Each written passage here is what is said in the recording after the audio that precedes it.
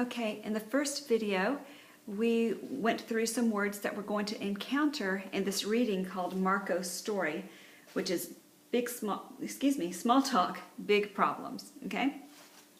So again, it's on page 56, small talk, big problems. And what I've done is I've numbered each paragraph, and that will help you follow along with the reading, okay?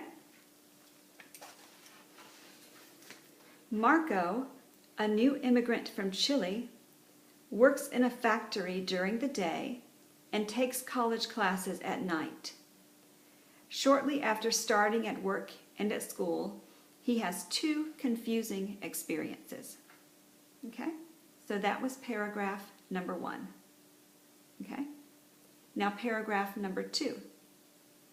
One evening, he sees an American student from one of his classes walking toward him. As the student comes closer, Marco says hi. The student responds with, "Hi, how are you?" But instead of waiting for Marco's answer, the student keeps on walking. Marco is confused and wonders, why does this classmate dislike me? Okay? Paragraph number 3. So there we are right there, you see? Paragraph number 3. Okay. At the factory, Marco sits down to have lunch with a group of co-workers. He introduces himself and talks a bit about his family, and his co-workers do the same. At the end of the lunch, an American co-worker says, "It was nice to meet you, Marco. Let's get together sometime." A week goes by. Marco sees the woman every day, but she never talks about seeing him or getting together with him outside of work. Marco wonders, why did she lie to me? Okay, paragraph 4. Are Marco's conclusions correct? Does his classmate dislike him? Is his co-worker a liar? In both cases, no. Neither the classmate nor the college was trying to be rude. Paragraph 5. The problem in these scenarios was that Marco was unaware of the difference between speakers' words and their intentions. Marco did not know that "how are you" and "let's get together" and similar expressions are actually a form of small talk.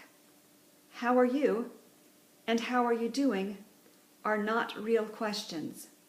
They are greetings similar to hello. A speaker who uses these expressions does not expect an answer beyond "fine, thanks." Paragraph 6. Likewise, "let's keep in touch," "I'll call you," or "let's talk soon" are not invitations or promises to get in touch. They are simply polite ways of closing a conversation. Paragraph 7. But if Americans don't mean what they say, how can you know when they are truly interested in knowing about your health, or when they're sincerely looking forward to meeting you again? Watch their behavior. If the speaker makes eye contact and waits to hear your answer, chances are they are asking a real question.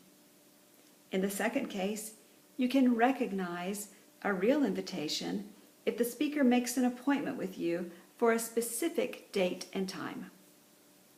Paragraph 8. The lesson to learn from Marco's experiences is that it isn't always enough to understand the words that people use. You have to know the intention or purpose behind them as well. Okay? That's our reading for page number 56. And what I would like you to do, the vocabulary words that we went through in the first video: behavior, intention, polite, recognize, scenario, specific, unaware, wonder. And they're also on the attachment that I'm sending. I want you to go through and underline. See where I've kind of underlined the words? So I want you to either underline or highlight the vocabulary words in this passage. Okay? Well, I'm looking forward to seeing all of you for each of you, whoever can come. I hope to have a big class on Wednesday because I'm planning to have a small talk activity toward the end of it, and I'm hoping to have a lot of people there. So I'm really enjoying planning lessons again for you. I'm going to enjoy being back in class again, and I look forward to Wednesday night, and I hope you do too.